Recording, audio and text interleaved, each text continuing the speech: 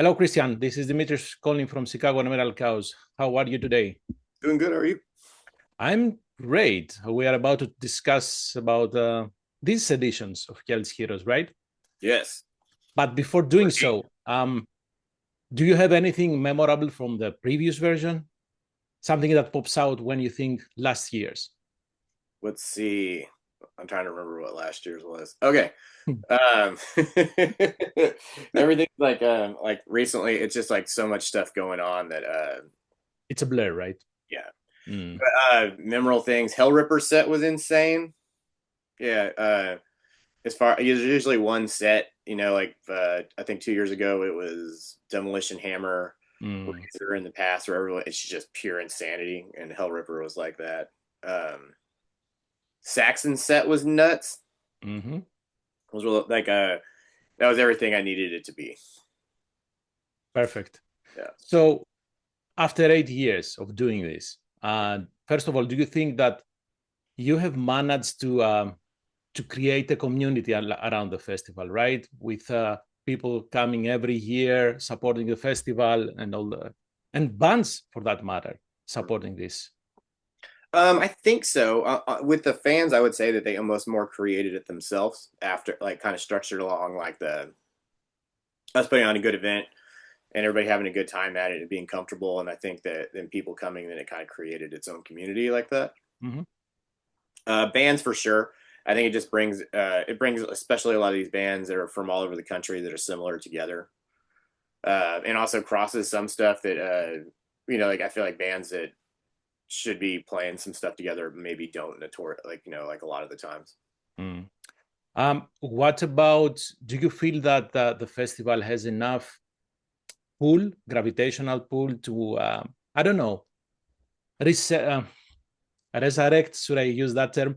Resurrect bands that have been disbanded and bring them back uh, to play again live for a couple of shows. I've had a couple ones where we get some bands back together, and I'm always working on somebody, but that, especially with some of them, it's easier said than done. Of course, of course. But and I'm always trying for. There's a couple of them I have on a list that I check in like a couple times a year. Okay, hey, what do you think? Next year is going to be the year. Oh my goodness, it's I have that Christian list with again. bands also just to play the fest that are still playing that never end up happening.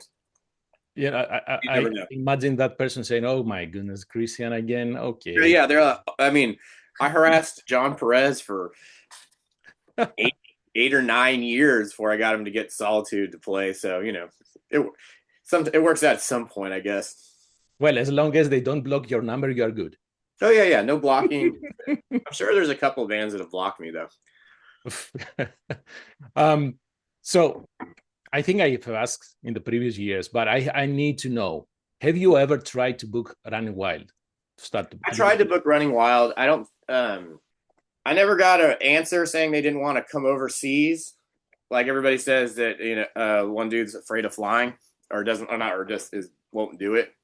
But um, I got quoted money that like will make it not done or right where it's not possible, and then I got a hey they're retiring, so that's. Well, I think they are I mean, it retired. would be amazing, but yeah, it's just I guess realistically never gonna. I mean, obviously, I mean it's not gonna happen now, but I didn't really think it was gonna happen before either. But honestly, Rock and Roll has not admitted. I interviewed him some years ago, and he didn't admit that he's afraid of flying. Quite the Yeah, contrary, he said. But I don't know. What am I? I mean, I have no idea other than I got quoted like money like they were playing Vakken, and I was like, okay, sure, like I can't make that happen, so whatever. Yeah. You cannot be compared with But I Viking. do think even if I gave him that money, they probably wouldn't have taken it. And like usually, I feel like there's a certain thing with some bands where if they say they want X amount of money, that they're just telling you that because they don't want to do it. Oh, yeah. It's another. I don't know. I could just be making stuff up, so who knows? Maybe it's a polite way to say no, right? Yeah. Another band that I would love, I would love, I would love third time is Venom. I know I've been trying for a while, but it just hasn't happened. Um, I don't know where they. I don't. know if it's too much of a pain to come to the States for them, or they just, I don't know how they pick and choose what kind of, like, because they only play a few shows a year. But Right, right. And you been know what? trying though, so we'll see someday maybe. A couple years ago, they said they wanted to do the following year, so I was pretty excited about it. And then when I checked back with them, they just never responded to me. So I don't really know. Yeah, sometimes Venom are kind of unstable in these things, and Venom's the one I'm going with. They blocked me. I hope they didn't. Well, however, related to Venom, we have Mandas and Abaddon playing live this I year. am into doing that though, so that's possibly happening like in the future for sure. Oh my goodness. Yeah. Great, great. Perfect. So Because by the time I could get Venom ink on the I was thinking about putting Venom ink on the festival. There's nobody left in Venom in it, and I'm like, oh, there's no point in this. well, just don't put the same Venom ink now. No, I shouldn't say that. Yeah. So now that we have this year's is locked in, everything is locked in. Yeah. Was there any band that was very, very difficult to book? For this year, Yeah. let me see. I don't think anything was super crazy this year. A lot of the difficulties I had with this year were bands that I was trying to get that just kind of were talking to me in regards to playing it forever, except just never did. Okay. Like they just ended up confirming. But nothing else this year. Nothing else really. I mean, nothing like that. This year's been like a lot of work. Okay, makes sense. Yeah. I was a little bit surprised seeing some comments about having Bloodfire Death. Yeah, I was super irritated with America on that one. I'm like, what the fuck is the matter with you guys? Um, the only thing I can even think is that in America, sometimes like when I put black metal things on the festival, like it's not received as well. Really? But I Why? mean, like it just depends on how it's like. I feel like if it's more heavy metal and whatever, like thrash orientated and things like that. But I don't know why. Like I was very surprised about all those comments and everything. Like I saw that in Norway, and that's why I booked it because it's so good, and it's the closest you're going to get to seeing anything like Bathory done by you know, especially real musicians from that scene. So I don't know. Either that, or maybe I just had like a bunch of like more mainstream people come to the festival and they don't understand what it's about. Well, I don't know. Have they ever seen Bathory live ever? No, they're never going to. Yeah. Right. So, I mean, honestly, some of them, because I tried to, like you can explain to people what it is, and then I just don't. I mean, mostly I figured that most of those people saying all that stuff are just not. They don't like Bathory. So either that, or they're just either that, or there's online haters. I don't know. that's so bizarre. So you I've got a do. bunch of messages about what you're saying. They're like, "What is all that stuff?" I was like, "I have no idea." But then the opposite, I have a whole bunch of people message me like, "This is the best thing ever, and it's going to be amazing." So Well, having a festival that supports the underground and at the same time brings bands that have an important mark in the history of metal, that makes yeah, sense. So whenever we have a tribute band that it's close as close as it can be to the real thing and playing yeah, something that nobody has heard or nobody will if yeah, they didn't play, that's important. It's the same thing with a Manila Road tribute. I mean, yeah, what should we complain about that? Sure, we have seen Manila Road, but there are people, younger people, yeah. who will never see these people live. I mean, yeah, and it's one of those things where like they decided to do that. I mean, I didn't try to make one of these things happen. These are all like these are like things they already had in the works and they were going to do. And yeah, like I mean, it'd be great. Like I don't know why people complain about some of that stuff, especially considering is like the other bands that don't say tribute have like one member from them.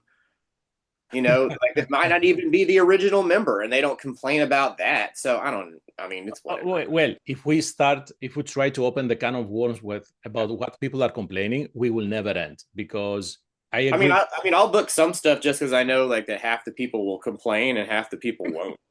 Well, that's publicity, right? Maybe it's whatever publicity you can get, but seriously, I don't know. For the Bloodfire Death, though, um, have you is no? Are the guests secured? Who? I they're not gonna. I don't. they haven't given me like officially who's all playing, but everything will be good. Okay, okay. They have different people that come in and out of that and stuff, and I think there's some different people playing on the festival will be guests on it as well and things. Absolutely. Absolutely. Have you seen difficulties booking bands now?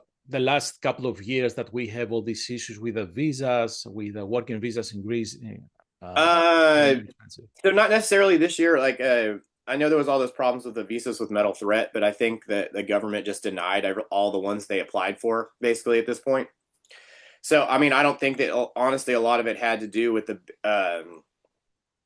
I think they just decided to either target that or just go after it because there's some visas like there's And Oceans was supposed to play that and they're supposed to play MDF and they got denied and then Maryland Death Fest refiled and they got approved. Consistency, right? Yeah, I mean, no, I think it's just like honestly, like the that festival or just them applying for visas got flagged and they just denied the rest of their stuff. I don't know what I mean. They don't give you reasons for any of this. Of course they don't. Yeah. But I mean, everybody, I haven't had any issues. Everybody's like that's applied got approved, and so I don't know. Perfect. But Perfect. that did create a lot of like it created a lot of speculation. Everybody's like, no one's getting into the U.S. again, but that's not the case. Yeah, that's good to say that out loud, especially that we have bands now from Europe booking tours. So I don't know, man. I don't know. So do you have anything, any important upgrades for the festival this year, especially for someone who didn't come the previous year? Something that you bring new to the fest? I don't think there's anything new. We just kind of just try to improve on little things throughout, like just like if we had an issue with something small this year. But there's not anything new. Like it's the same kind of like bands on both stages, vendors and market, and just kind of things like that. Okay.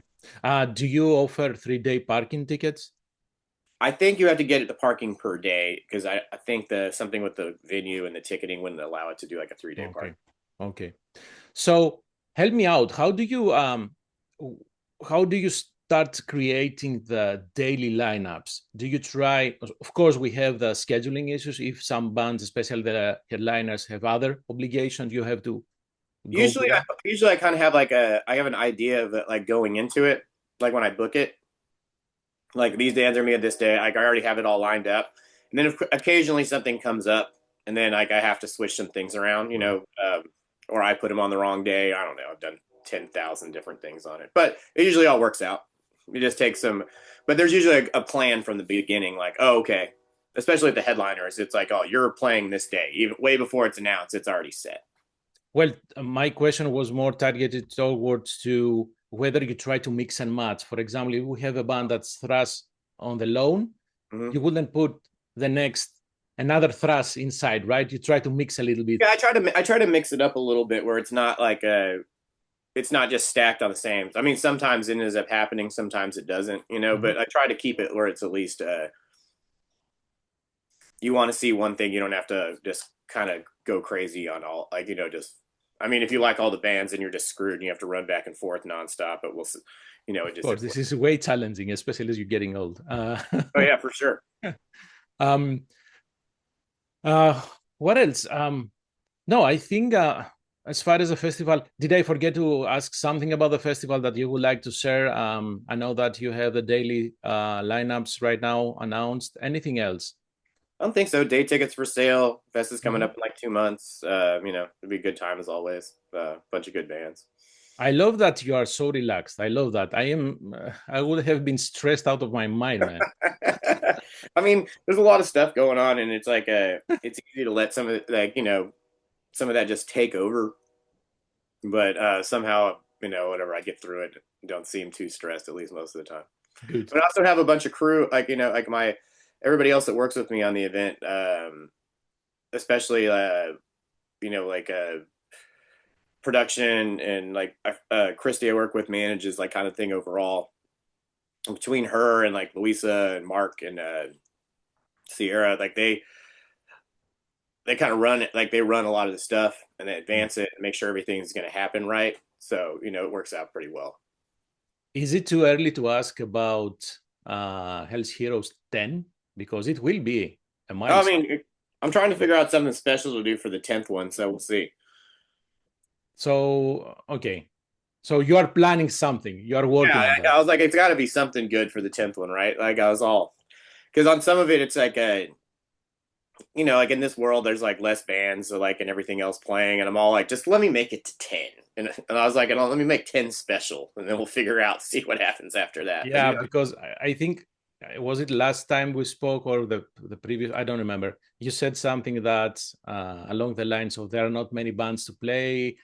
How many bands can I bring? But still, there are young bands we can bring, and that's okay if you have another headliner returning. For yeah, example, DORO is returning as a headliner. I don't think anyone will complain about that. no, I hope. because I mean, like, yeah, I'm not opposed to bringing back bands, especially like when everybody loves them and things like that. There's just sometimes it's like to keep there does still have to be, besides bringing back like an element of something new, I think, where people want to keep bumming back in. It's not the same thing. Like a couple bands that they really like playing in there is cool, but it has to be something new and exciting, I think, to kind of keep it going though. So when some bands come to play a special set, is it your proposition suggestion or is it something that they come up with? It's usually me.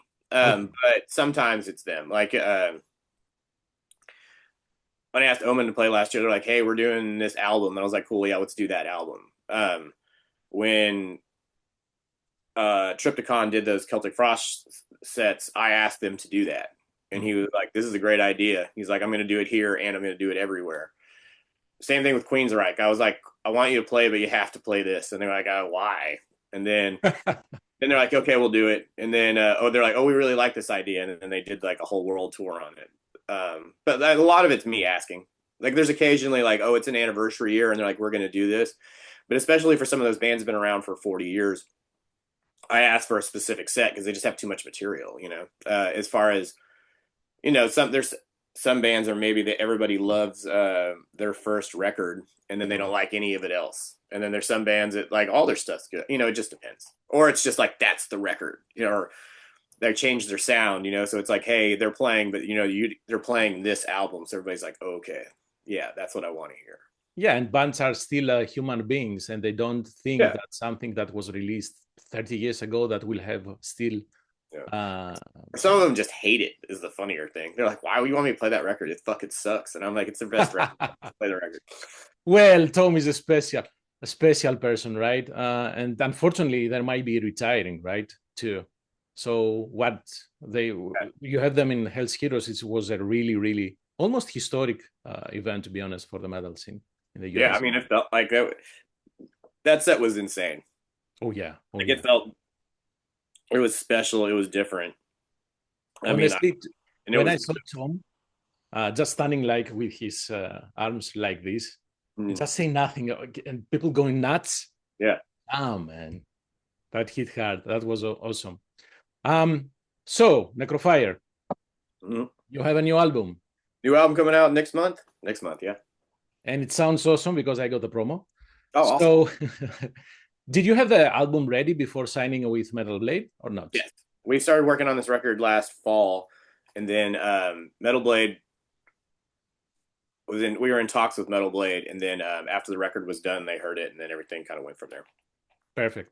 So, what inspired to have this concept, Luciferian Dark Night of the Soul? Just I was trying to figure out like we haven't done a record that was kind of concentrated on one thing. It's just kind of like different concepts and things like that. But this one kind of like I was throwing around the idea, and then Dobro was talking about trying to split up the record in 3 parts, and it kind of worked together with like the ideas.